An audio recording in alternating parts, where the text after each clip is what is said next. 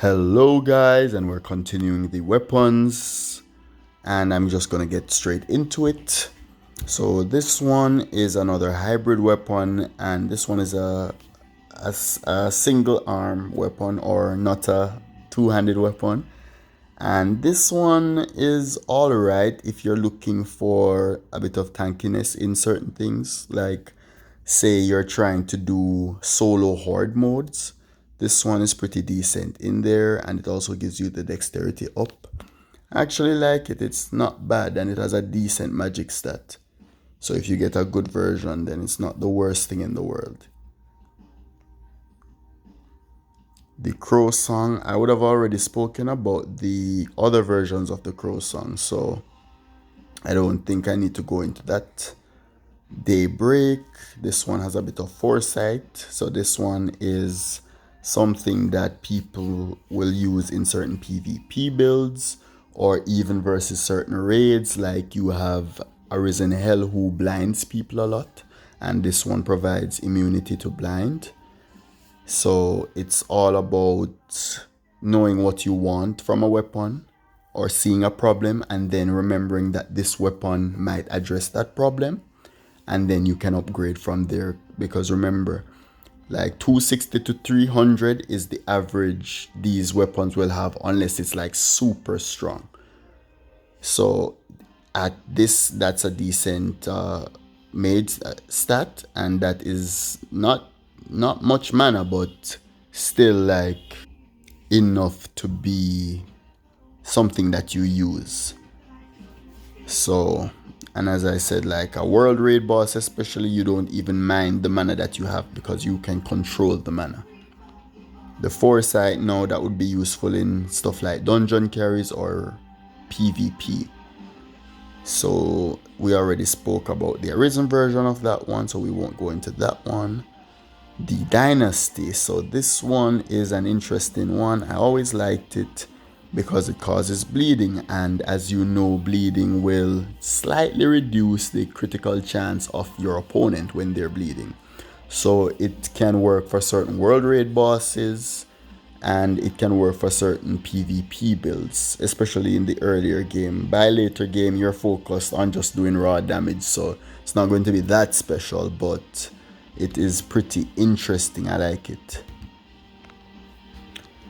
So the Ebon Candy Cane, and this one is pretty much what the Arisen version was that I've already explained, except it isn't updated yet to show the luck bonus, because I'm pretty sure it too has luck bonus. So all of these I'm going to skip. This one is from the Ferocious Cirrus World Raid boss. It's alright. It has a bit of ward, it has a little bit of crit, it has a bit of mana. If you get it and you have the resources, very hard ones for some people, then you can definitely try it out. But I'm not going to tell you guys to upgrade tier 9 weapons in tier 10, but I'm just going to identify some fringe weapons that might be decent. And remember, I said like you want to be looking for 260 to 300 base magic on this stuff to really want to invest your mana in it, your your material in it. And you see that this one, the Fey Crow Song, has 322. So as I said, once they've passed 300, you know that it's going to be a massive magic stat. And the Fey Mecha Pillar, whatever it's called, this one is from the regular Morrigan, also awesome. Also the same magic up bonus that it gives, and it makes so that your opponent will have magic down sometimes.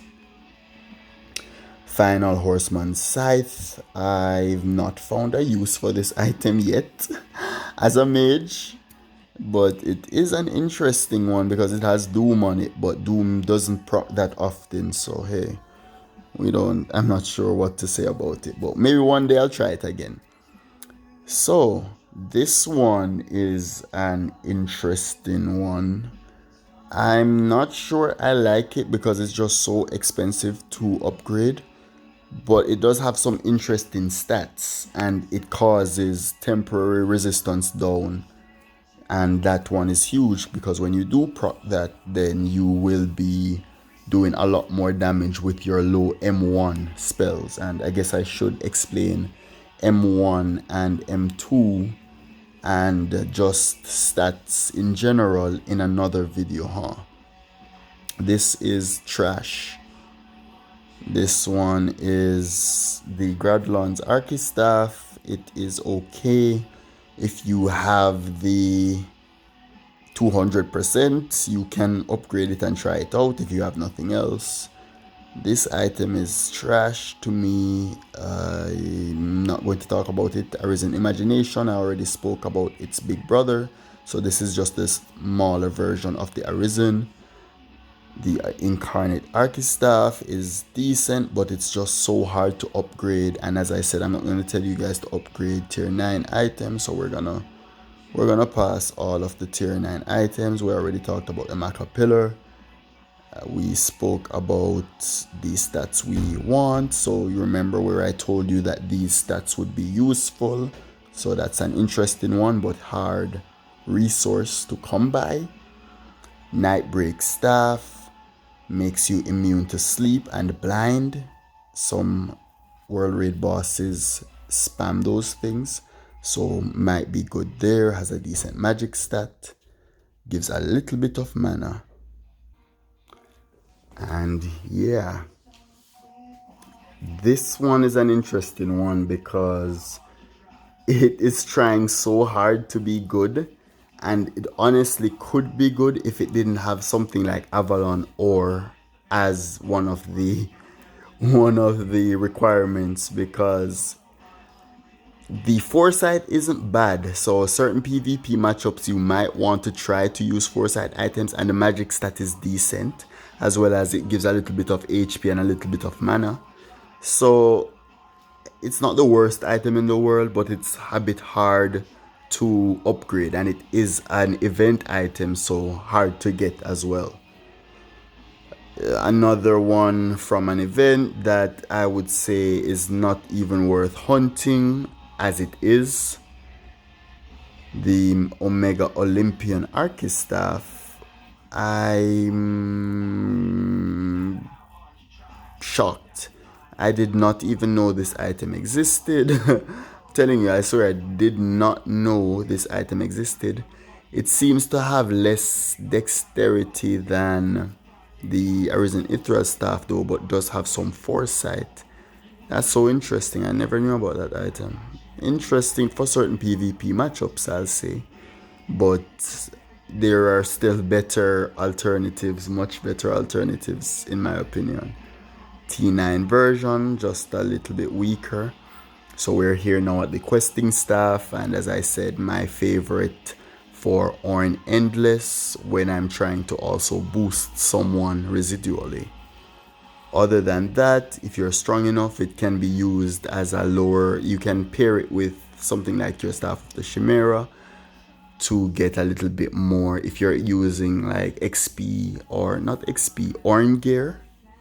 So like lower tier, like tier 6s where you don't have to buff and you don't have to worry about one-shotting everything. You can switch it into, but mainly for Orn Endless for me. Siempre Fort. So this one is an interesting one for earlier carry builds because it does give you the T-ups that Lugos Gauntlet gives in the offhand slot. So you have that if you don't have Lugos Gauntlets. And now we are at the fateful and the magnificent low magic stat but awesome overall. And that is because it gives you the damage up, and that is a 50% damage increase. So this is where we start to see where Heretic shines. We stack buffs, we stack buffs, we stack buffs. I don't know what else to say. Like, the more buffs you're stacking, the more buffs you want. And the more buffs you get, the higher your damage. Even if you have a low base made stat. The only thing that would change now is that you would have to be using a high M1 spell. As I said, I'm going to explain the M1 thing in another video soon. But just keep in mind, you would want stuff that penetrate more for a lower magic stat. Whereas if you're using stuff that penetrate less, you want a higher magic stat. But the buffs remain the same. If you can get a mixture of both, it is perfect, because you're going to be putting out the damage and you're going to be able to hit the thing. So yeah, like the two most important places in my opinion are in raids, where you get to upgrade your items, and in dungeons, where you get to upgrade your character by material farming. And the Staff of the Chimera reigns supreme in both places. So I don't raid without it. If I'm to be honest with you guys, I don't raid without it. And I also do not raid without... I also do not carry without it either. It is just such a nice boost to the damage. Like, it's just so good. And then it does give a bit of foresight, which is also beneficial in the dungeons. So yeah, that is my very favorite staff. It only has 6 adornment slots, but I don't really worry about that. I wish it would get more, but alas. Swan Song. I'm not really a fan, as I said, of two-handed weapons. You know how I say, if it's the best you have, you can upgrade it to level 10 and then see from there what you want to do. Thor's Arc, nope. Trialing Staff. This one is better than one questing staff, but if you're dual wielding questing staffs at the same quality, then they will be better. But this is awesome. This is awesome. It gives XP bonus too, and it gives a gold bonus. It isn't the strongest magic stat, but it is decent, and it has a bit of ward. So not that you need that much ward in your Orn gear anyway, but depending on your build, it might just give you a little bit more. But most builds probably won't even be utilizing the ward. So the main thing would be this as a replacement to not having 2 questing staffs. The Venom is also interesting, but as mages too, I think I should have told you guys about proficiency. We are proficient in using staves, archery staves, and I think it's only those 2, and we get a percentage bonus of, I believe it's 5% to our stats. So that is why we try to use the weapon that we're proficient in. If you have nothing else, it's gonna be difficult to use because it only has an attack stat that I'm seeing now. But if you're dual wielding, maybe it could be interesting. So that is definitely something you could check out. Viper's Song, it's going to be one of those that I'm gonna say, it's, if you don't have anything else, you can try it out, but it's not that useful, though it might be interesting in some earlier crit builds where you can't get the crit you need because it gives you the 8% crit up there. So that is an interesting one. I already spoke about the big brother of that one, so we'll ignore it. This one is another interesting one. It does what the new Ebon Scrooge staff is doing too. It is going to return some HP after each turn, and it has a bit of ward, it has a bit of mana, and a decent magic stat, and it has a few adornment slots. It has a good few adornment slots, and relatively easy to upgrade, but it is a special event staff, so that would be the problem, like getting it, access to it. So this one is another one. I explained the other one from Arisen Merlin. It is pretty much like that. As I said, I'm not going to tell you guys to upgrade tier 9 items unless you are desperate, but yeah. So this would not be one of them that I would say you should upgrade regardless. So yeah, that is that on the weapons, guys. I hope These were educational. I would love to shout out my Patreons right now. You guys are so awesome. You guys amaze me. I'm going to think of something really, really special for my patrons very soon. So we are definitely going to be doing something special. I would like to thank my viewers.